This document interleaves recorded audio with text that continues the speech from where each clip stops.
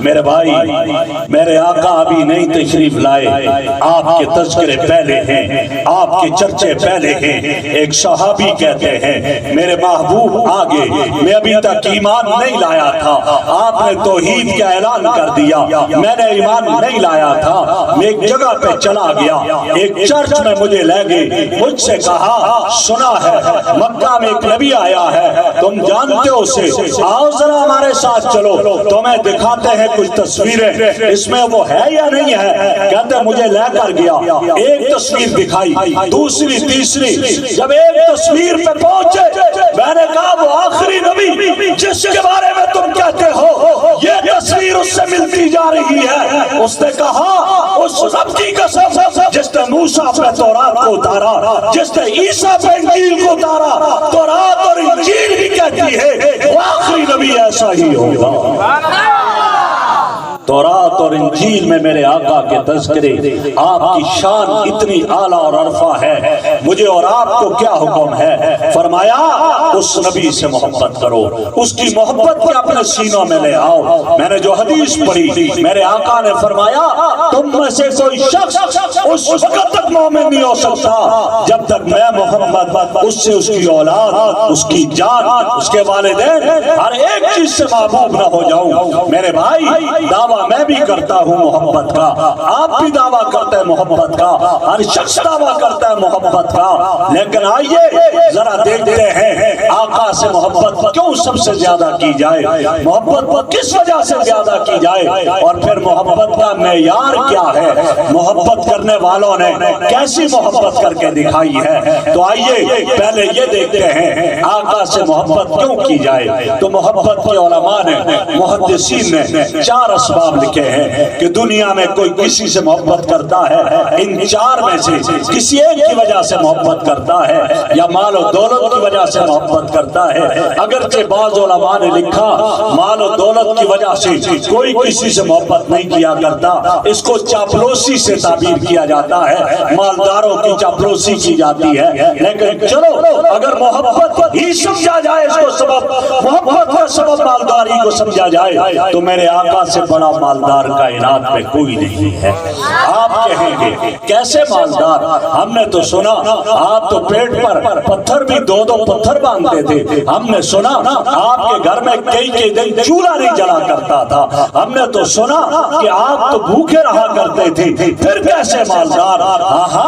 فرمایا الغنا غنا النفس، حقیقی مالداری دل کی مالداری ہوا کرتی ہے۔ آج بینک بیلنس ہے، یہ اب تو دینار، اب تو درہم ہے، ہاں مالداری دیکھنی ہے، میرے آقا کی مالداری دیکھو۔ آپ کے صحن میں دولت کی کھنکتی ہوئی تجاریاں پڑی ہوتی تھی، اس وقت تک آرام نہیں کرتے تھے جب تک سارے کا سارا مال صدقہ نہ کرتے۔ دل کی مالداری ہوا کرتی تھی۔ دل کی مالداری کیا ہے؟ رب نے میرے محبوب سے فرمایا میرے محبوب اگر چاہتے ہو احد پہاڑ کو سونا بنا دوں۔ میرے آقا نے جواب میں کیا کہا؟ مالداری جس سے کہا جاتا ہے اللہ یہ احد پہاڑ سونا بن جائے مجھے نہیں ہے یہ پسند اور منظور، مجھے یہ پسند ہے ایک دن کھانا ملے اور ایک دن بھوکا رہوں، جب کھانا ملے تیرا شکر ادا کر دوں، جب بھوکا رہوں صبر کر دوں، بس مجھے یہ پسند ہے، مجھے یہ پسند نہیں کہ اور پہاڑ سونا بنا دیا جائے۔ میرے بھائیوں اگر مالداری سبب ہے محبت کا تو میرے آقا جیسا مالدار کائنات میں نہیں پیدا ہوا۔ اس کا تقاضا یہ ہے سب سے زیادہ محبت آقا سے کی جائے۔ دوسرا سبب محبت کا علماء نے لکھا وہ حسن و جمال ہے۔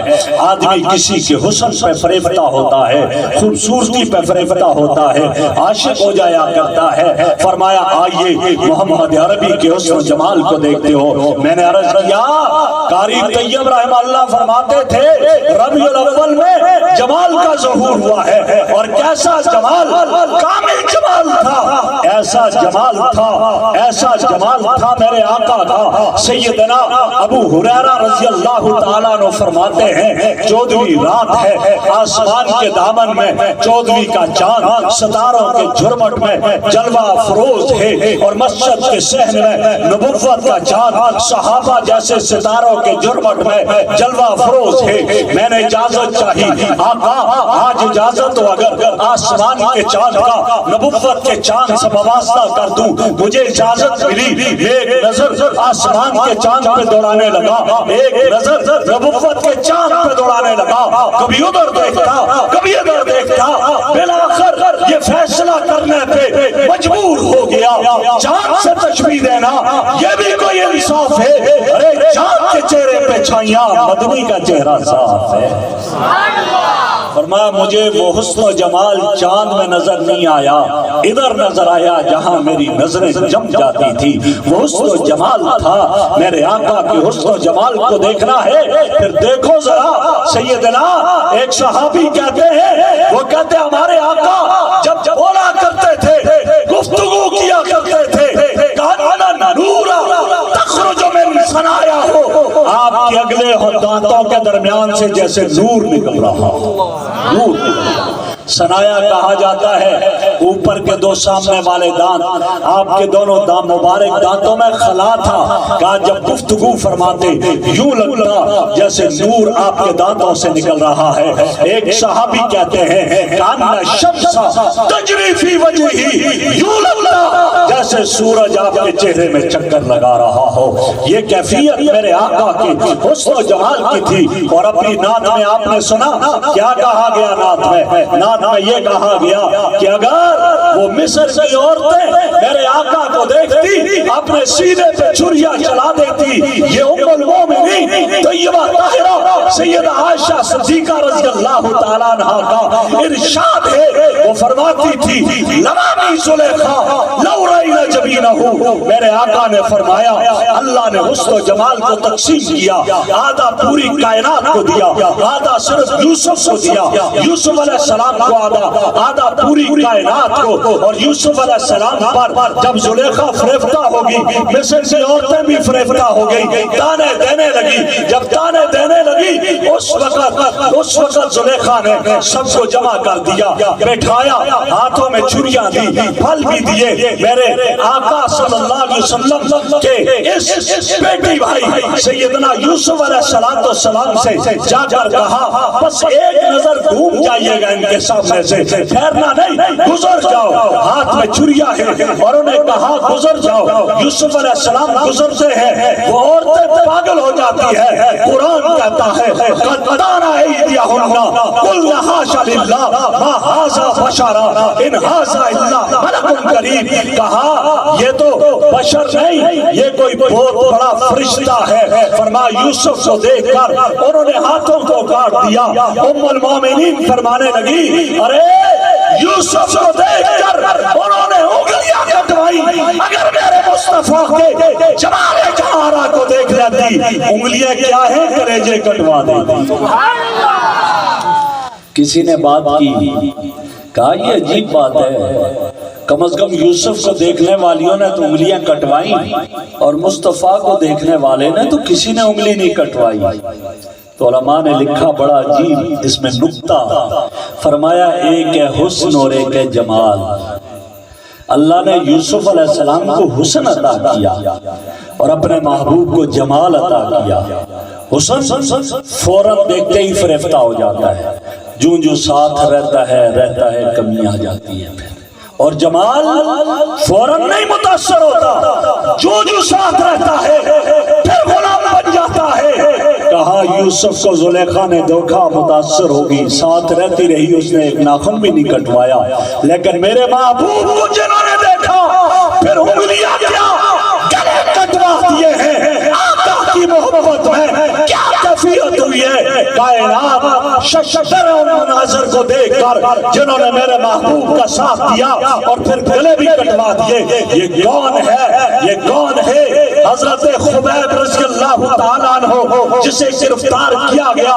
کافر کہتے ہیں تجھے سولی پہ لٹکاتے ہیں, دیکھ لو پھانسی کا پھندا تیار ہے, ابھی سولی پہ لٹکائے جاؤ گے. تیری بیوی کو یقین ہو گیا ہے میں بیوہ ہو گئی, اولاد کو یقین ہے ہم یتیم ہو گئے, دوستوں کو یقین ہے ہمارا دوست ہم سے بچھڑ گیا. ایک صورت میں چھوڑ سکتے ہیں, پوچھا کیا؟ کہا تو صرف اتنا کہہ دے مجھے یہ پھندا میرے گلے سے نکل کر محمد عربی کے الیاذ باللہ گلے میں آ جائے، مجھے یہ پسند ہے، یہ ہم ڈال تو نہیں سکیں گے، اتنا کہہ دے مجھے پسند ہے۔ حضرت خبیب نے کہا او ظالمو تم کیا کہتے ہو، یہ بڑی بات ہے، پھندا میرے گلے سے نکلے میرے آقا کے گلے میں جائے، یہ دور کی بات ہے، اور مجھے تو یہ بھی پسند نہیں ہے یہ پھندا میرے گلے سے نکلے، اس کے بدلے میں میرے آقا کے جوتے کے تلوے میں کانٹا چبھ جائے، مجھے یہ پسند نہیں۔ سولی پہ لٹکا دیا، کیا کہا؟ لست ابالی حین اقتل مسلما علی ای شخص کان فی اللہ مصرعی، وہ مجھے کوئی پرواہ نہیں کس حال میں پچھوڑا جاتا ہوں، میں حضور کی محبت میں ہوں۔ دیکھیے آقا کا ساتھ دیا، پھر کیسے جانے دے رہے ہیں، صرف مرد نہیں عورتیں بھی ہیں، عورتیں بھی ہیں۔ ایک غزوے میں ایک عورت کو پتا چلا، غزوہ احد میں آواز لگی حضور صلی اللہ علیہ وسلم کو شہید کر دیا گیا۔ جب یہ آواز لگتی ہے آقا کو شہید کر دیا گیا، ایک عورت دوڑتی ہوئی نکلتی ہے میدان احد کی طرف جا رہی تھی، راستے میں پتا چلا تیرا بیٹا شہید ہو گیا، کہا میرے آقا کا بتاؤ، آقا صحیح سالم ہے، کہا نا جب تک اپنی آنکھوں سے نہیں دیکھوں گی مجھے سکون نہیں آئے گا۔ آگے بڑھی، پوچھا پتا چلا تیرے شوہر کو شہید کر دیا، کہا میرے آقا کا بتاؤ، آقا صحیح سالم ہے، نا اپنی آنکھوں سے دیکھوں گی پھر سکون آئے گا۔ آگے بڑی، پتا چلا تیرا بھائی شہید ہو گیا، آقا کا بتاؤ، آقا صحیح سالم ہے، نہیں اپنی آنکھوں سے دیکھوں گی سکون آئے گا۔ آگے بڑی، پتا چلا تیرا باپ شہید ہو گیا، آقا کا بتاؤ، آقا صحیح سالم ہے، نا اپنی آنکھوں سے دیکھوں گی سکون آئے گا۔ میرے بھائیوں کے سینے میں پہنچتی ہے میرے آقا کے والضحیٰ والے چہرے پہ نظریں پڑتی ہے، واللیل والی زلفوں کا نظارہ ہوتا ہے، ما زاغ البصر والی آنکھوں کو دیکھتی ہے، علم نشرح والے سینے کو دیکھتی ہے، دیکھ کر کہتی کیا ہے؟ باپ کی لاش پڑی ہوئی، بھائی کی لاش پڑی ہوئی، بیٹے کی لاش پڑی ہوئی، شوہر کی لاش پڑی ہوئی ہے، سب کو چھوڑ کر میرے آقا کو دیکھ کر کہتی ہے آقا باپ بھی گیا، بیٹا بھی گیا، بھائی بھی گیا، شوہر بھی گیا، لیکن آپ موجود ہیں، کل مصیبت سے بابا کا جلالو، آپ میں تو ساری مصیبتیں ختم ہو گئی، آپ جب موجود ہیں تو ساری مصیبتیں ختم ہیں۔ یہ میرے آقا کی شان ہے۔ میں بات یہاں سے چلائی تھی کہ حسن جمال کو دیکھا جائے، میرے آقا جیسا حسین و جمیل ماں نے نہیں جنا ہے۔ اگر حسن و جمال کی وجہ سے کسی سے محبت کی جائے، اس کا تقاضا یہ ہے سب سے زیادہ محبت محمد الرسول اللہ صلی اللہ علیہ وسلم سے کی جائے، مخلوق۔ تیسرا سبب محبت کا کمال، قاری تیزہ میں فرمایا نا 40 سال کے بعد کمال کا ظہور ہوا۔ تیسرا سبب کمال ہے، کوئی کسی کے کمالات کو دیکھ کر متاثر ہوتا ہے، یہ بہت با کمال آدمی ہے، مجھے دل کو لگتا ہے، جی میرے دل میں اس کے کمالات سے محبت ہے، یہ با کمال ہے۔ میرے بھائیوں، میرے محبوب جیسے کمالات کسی کے نہیں۔ مولانا قاری طیب نور، مولانا قاسم نانوتوی فرماتے ہیں جہاں کے سارے کمالات ایک تجھ میں ہے آقا، اور تیرے کمال کسی میں نہیں مگر دو چار۔ جس کا مختصر انداز میں ترجمہ خطیب پاکستان مولانا ضیاء القاسمی نے یوں کیا، کہا آقا میرا نانوتوی کہتا ہے آدم سے لے کر عیسیٰ تک سارے نبیوں کے کمالات کو جمع کر کے ایک گلدستے میں سجا دیا جائے، اس گلدستے کا نام ہے محمد الرسول اللہ۔